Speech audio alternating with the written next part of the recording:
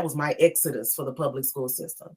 Not only because of that, the parent issues, and it was more parents than that, but they all had come to see the light and apologize to me before it was over. This other one, but the other issue was the STAR test. Hey, you thank you. I was gonna ask you and I forgot that. What this, because that's another bit, and I hate that, but it's like this testing thing with these kids. Talk about that, because that is a real thing, and it's a lot of tests, and I feel a certain way, and that started back when I was in school. So twofold, I thought it was a great thing because I always excelled. Hey, my test scores caused me to not have to write the junior level essay because I didn't want to write an essay anyway. So it helped me a lot in college, but that was just me. And then when I became a teacher, I realized, oh, this is hurting kids. This is hurting their self-esteem. It either gives them a boost or it destroys them. And I saw that a lot at the 6th grade center, because when the kids would get their results, they would either burst out in this extreme shout of excitement, or they go into a corner and they're crying. And so for whatever reason, I couldn't even see the ones that were excited. I could see the ones that were crying, and that bothered me. And now fast forward, I get to Montessori. Of course, they do well because Montessori is the best type of education a child can receive. And so they do exceedingly well. The problem is the district, they give an assessment every so often, but the main one that's tied to the teacher pay is in December.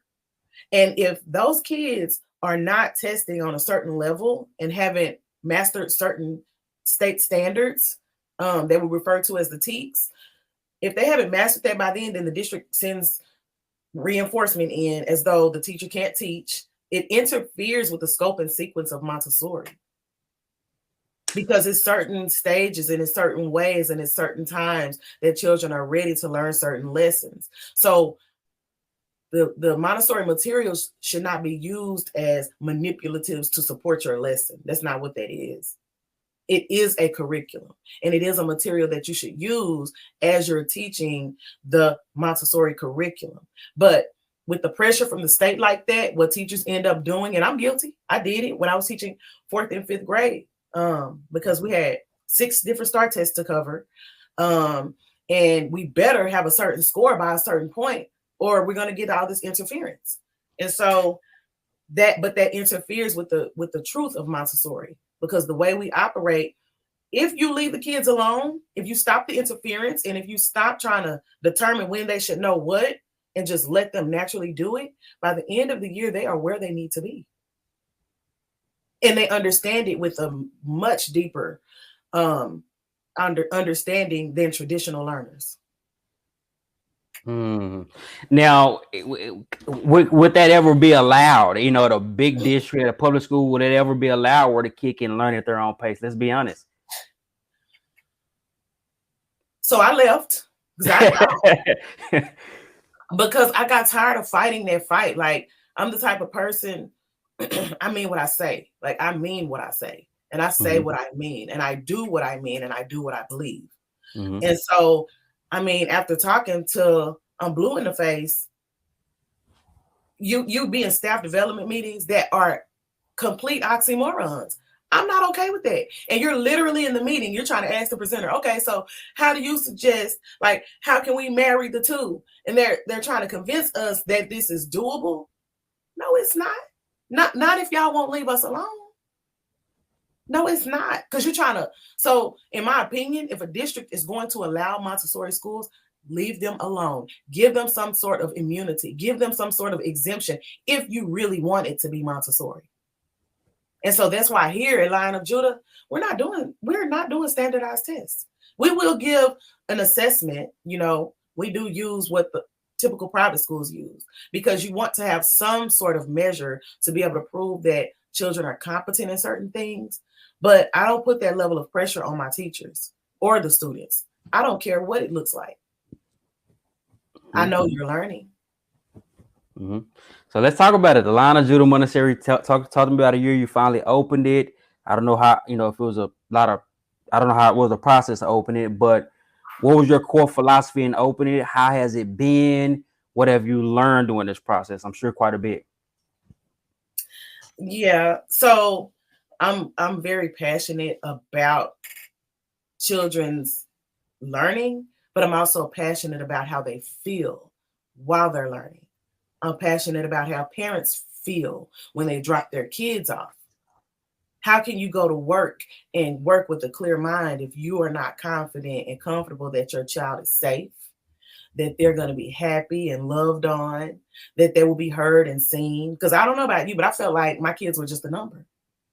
There were some times where I knew, okay, they're good. But even then, they're good while they're with their teacher. What happens when they go to lunch? What happens when they go to PE? What happened? They're just another number. What about when they go to the bathroom? My son had to fight. He was bullied and literally finally had to fight. He kept trying to go to the bathroom between class periods and coming out. So on camera, once the fight finally happened and the principal is investigating, it looks like my son is creating trouble because he went to the bathroom during this period and then he went back again. Yeah, because somebody was in there bullying him. So he walked out. So then he tried again and was still in there. So he's like, okay, at this point, I need to use the bathroom, you know? And so I think about all those experiences that I had as a parent. And so what I've done here at Lion of Judah is try to create systems and training my teachers to make sure that every child matters. And it is your responsibility to focus on preparing the environment. And that's what Dr. Maria Montessori discovered. That's where Montessori comes from a doctor from Italy. She studied the learning process of children, and she discovered that every child can learn. But as the guide, we're not called teachers, we're guides, Guide. So our responsibility is to prepare the environment before the child ever enters the room. And if we take time to do those things, it eliminates a lot of confusion. The children are highly engaged in the work. Now, I did plant the school right here in South Dallas, right in the heart, in the middle of the inner city. So guess what? There's a process called normalizing.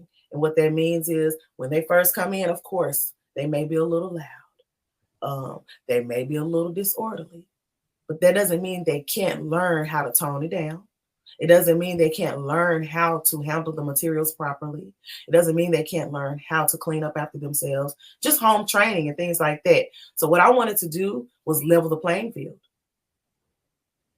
Because if you drive a little further north, you'll see Montessori schools everywhere because they know. And so if all the Montessori schools are up north, what do we have here? The playing field starts out unleveled. Oh man, I didn't even think about that. And I'm 32, and I'm telling you, I'm like, what is Montessori? I keep hearing this word, and you have to tell me that's literally named after a woman and so on and so forth. That I thought that was interesting. I want to pause this and then circle back. I've heard something, and I want to get your thought on it. This idea or this theory that there's a school to prison pipeline. Is that a real thing? Talk a little bit about that, and we're going to circle back to where you are now. It is absolutely a real thing. And I remember one of my high school mates, Darian Butler, he donated one year when I was teaching at the 6th grade center. I asked for donations, and Darian is the only one that donated $250.